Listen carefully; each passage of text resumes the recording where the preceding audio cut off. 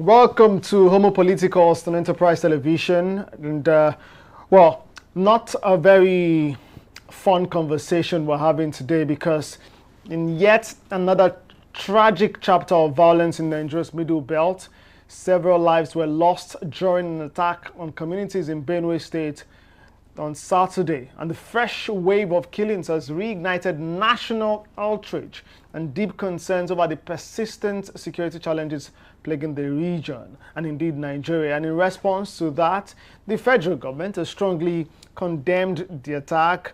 The president, in a statement, ordered a thorough investigation and directed security agencies to intensify operations to apprehend the perpetrators and to nip this in the bud. And despite these interventions, as a matter of fact, as part of the intervention, the Inspector General of Police, Kayode Egbetukun, just today arrived Benue State, and in his statement too said that he's deploying men, additional forces to ensure that this is stopped. Well, again, despite these interventions, questions linger about the effectiveness of Nigeria's security architecture and indeed the long-term solutions to recurring communal violence in the country.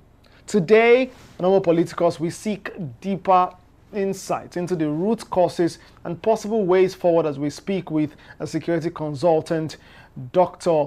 Kingsley Uzoma, who joins me virtually today.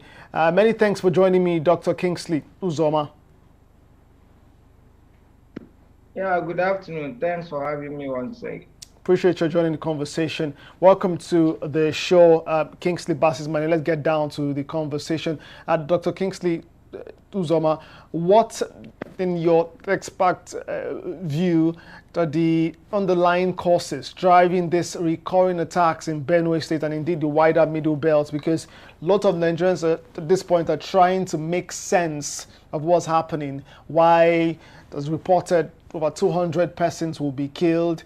And this is not the first time this killings, this same pattern has been recurring for some time now. So help make sense of this from your point of view. What's happening exactly? Okay, wow. With regards to Benue State, our mind and spirit goes with the family of those who have lost loved ones. Maybe you might not have felt the pain really until it happens to someone very close to you. I have people, families and friends in Benue State, maybe you might call it 3 steps or thereabout. I have people whose immediate relative have been affected in the past and more recently. And one thing about this Benue State is is very, very unique to me in the sense that my PhD thesis on migration and border management actually has to do with the Nigerian border with Cameroon in Kwande local government area of Benue State. Those days, a few years ago, I know that place is a very difficult terrain. I encountered bandits, studied their movements in that area.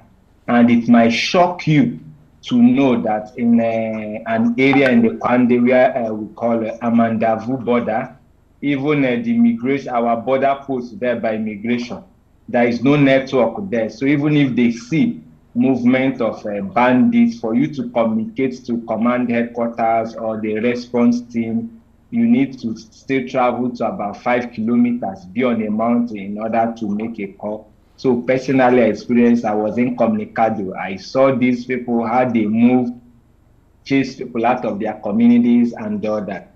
Then to drive the point more home, when you are talking of Benue State, you are looking at a state that by landmarks is a little bit more than the entire 5 eastern states put together that makes Southeast a geopolitical zone. That's, you are talking of one state. So to a governor of Benue State, a governor of Imo State, for instance, by landmarks, is just like a local government chairman. So it might be difficult to police such a terrain, given the nature of policing and security issues in Nigeria of today. So you need more human resources, technology, and everything if you are to enhance security.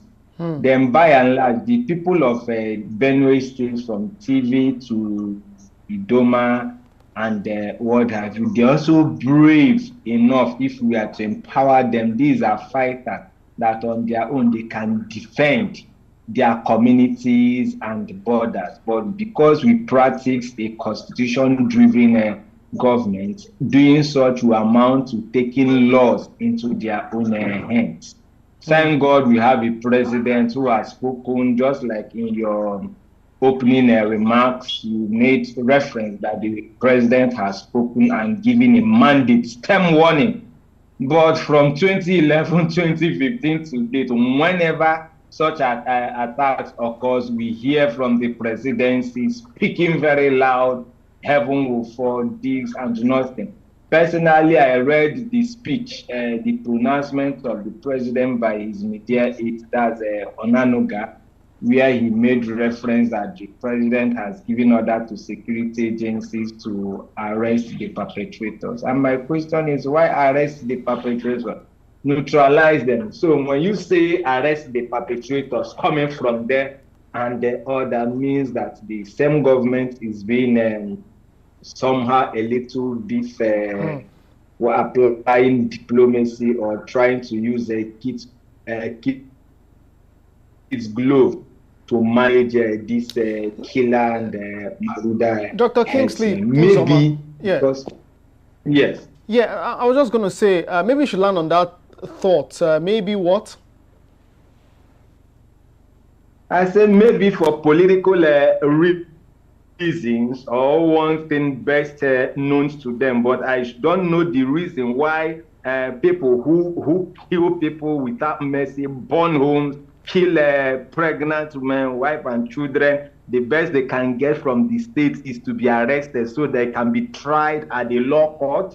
If that is the way to go, then you are encouraging more killer jihadists to keep penetrating, because they know that they can still find their way out from the law court. Yeah, Dr. Kingsley Uzoma, let's talk about the president's speech and this intervention. I mean, this has been maybe politicized in the past 24 hours since the president released that statement. Some have said, oh, he had to wait, that long. Some have said he should be visiting the location. He should be in Benue State, be on ground, to assess the situation himself. We've seen the Inspector General of Police since moved to Benue State, talking tough as well. Meanwhile, this is not the first time we're seeing this particular incident. You would recall that at some point in the administration of the immediate past governor of Benue State, Samuel Ortom, he had at some point inaugurated something like a state vigilante group just to tackle things like this and the rest. At some point, he had mentioned, that these persons who do these security challenges in Benue State were beyond, normal, that they were backed by heavy forces and the rest. What do you say about that? This, federal government's response, how effective has this been? The deployment of security forces, the promise, of investigations. Even in that statement, the president did further say that, the governor should take responsibility, community leaders should do same, and the rest, shifting the buck to the governor. Well, in my own personal opinion, my position is that the presidency is very biased in issues of security management, and they are not ready to end insecurity in the nation. Okay? Benue State or issues of Benue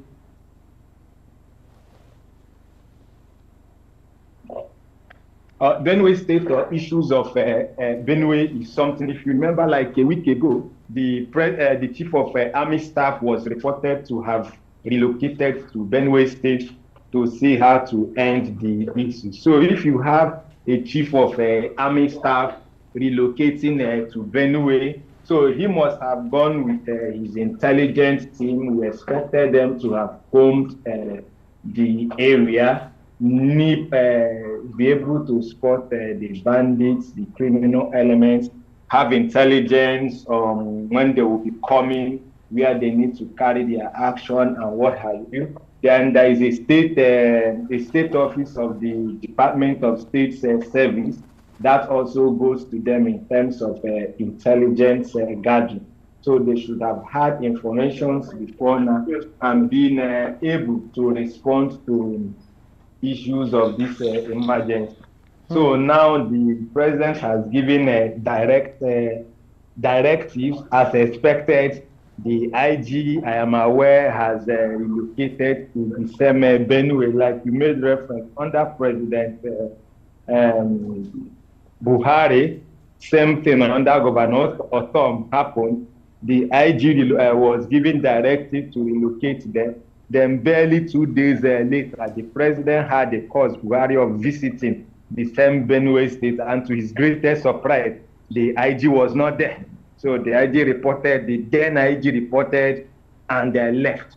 Okay, and year in, year out, this problem keep on reoccurring in the state of Benue State, with the state losing local governments, losing communities to certain persons. These people are invaders. At the end of the day, they have overrun these communities, and the best we can get from the presidency or the government is for them to see how, for the owners of the land, the locals, how best they can see how to integrate or live with these invaders. So I don't know how they tend to reason. That's the political angle of it. Then down to the governor, maybe because the governor is a reverend father, what is expected of him, because the president encouraged him to employ dialogue with both parties. You employ dialogue with invaders. And the asset, the governor does not control the commissioner of police. He doesn't control the state director of XSS and what have you. And he's also not empowered to go with the local communities, even when the people tried on their own to do a protest and can defend their communities. But by and large, if you are to X-ray the event in Benue State, vis-a-vis Rivers State, where there is a state of emergency, you now ask, given this that people are being killed whereby killing a chicken is even more honored than the way human beings are killed, is it not enough for the president? I was expecting him to pronounce state of emergency in Benue State and deploy the military to make sure that we end this crisis once and for all. But the best he can do is for them to give a peace a chance, employ dialogue. Then you would then agree with me that there is politics in all that is going on in that state and beyond. Well, just this morning, the governor of the state's Reverend Father Hyacinth Dalia mentioned that 17 local governments in Benue State were before now under siege, and as a result of efforts by the federal government, that was reduced to 3. And with this, 3, maybe that's what we're seeing now. You did mention, the fact that communities have come under attack, and this continues to happen. But what must be done, really to fix this now? In the first place, not lots of Nigerians understand the root cause of this problem. What do you know about this? What do you know of this situation? What can you say to Nigerians? What's the root cause of this? You've just mentioned, that this is caused by invaders who might now need to, they're now having conversations for original dwellers to now, natives there to now live peacefully with them, cohabit with them. Is that the cause of the problem? Because what's widely spread, what's widely reported is that this is a communal clash. In some cases we hear, attackers from outside the communities come attacking because, of course, those in a particular community will not attack themselves, except there is more than we know. What do you know of this situation, and what can you tell Nigerians? Well, as a Nigerian and a Southeasterner, I've traveled across the state of Benue on pleasure, on research, and what have you. And to the best of my knowledge, this particular incident or what is causing this crisis are not communal. Even if you are to look at it from the angle of communal, it became communal as a more appropriate word for politicians to use to describe the ugly events there in order to score cheap political goals, not to offend people of the other side, if we are to use that word. Before now, Benue, which is the middle belt, if we are to bring religion into it, they are predominantly Christians. And Benue's slogan is the food basket of the nation. So they are well known in terms of farming, and they are fighters. Agaba means lion. That's what they are known with. Okay, and other, but these jihadis they have a mandate to overrun Benue and take control, as was the case in present-day Nasarawa state yesterday. And as is now the case in Plateau State, where the population are being reduced, they are chasing people away, especially those living closer to external borders or border with Northwest, than in order to push them in to overrun the lands. Okay, so these invaders, these marauders, you might maybe from the far north, and with their cousins from the East Africas or what have you, are the ones responsible for this action. So they have taken the Benue State as a newfound land for their caliphate, whereby they can, and the actions of the government, the body language of the government seems to be encouraging them, because today, if you are recognizing it as a mere communal clash, then looking at them for them to give peace a chance. How can you be dialoguing with the killers? You cannot be dialoguing with killers. Not if you are dialoguing with killers from the Niger Delta who were fighting based on resource control. Maybe that God gave them resources like the crude oil and what have you, and you are exploiting it, and you are doing the exploration without utilizing the resources for the use of for the benefits of the oil rich community. Then from the lens of situation ethics, there is justification for their action. Okay, but you don't bring invaders. Wherefore, like the one I witnessed in the same Benue, the farmers, after farming, when it's approaching time for harvest, these cattle headers and the invaders will come midnight, chase them away, rape their wives, their daughters. That's where I saw that even 5 years old can be raped. The same pregnant women, no mercy, can be raped in the presence of their husbands and things like that. And security agencies heard it. Even when the security agencies want to respond, you cannot respond without getting directive from Abuja. Even when you respond, you make some arrest, so you don't offend some persons. And at the end of the day, clearance is given for them to be released, and let there be dialogue to see that the land is so massive, should allow them to live. They all have rights to live. Then that means we are not a serious nation. And these are some of the things that often trigger the clamor for agitation. People want to go their separate ways. There is the need for community policing and what have you. The essence of government is for protection of life and properties. Now the question is our government really out to protect lives and properties? Maybe that's the question I take back to you. Well, we're talking about properties, protection of lives and properties and resources. You did reference the Niger Delta, something we saw some few years back. The agitation for the resources in that region to be used for the region. Well, with your last comments, right? What's in it for this invaders you've mentioned?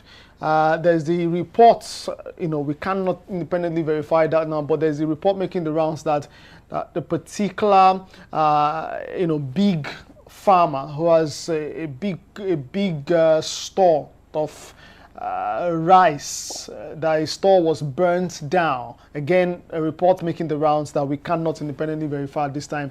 And some have said, Benue is a very strategic state, a very strategic land, if you look at the grand scheme of things. Do you think, from your point of view as a security consultant and from your observations and studies, that this is an attack on Nigeria's food sufficiency?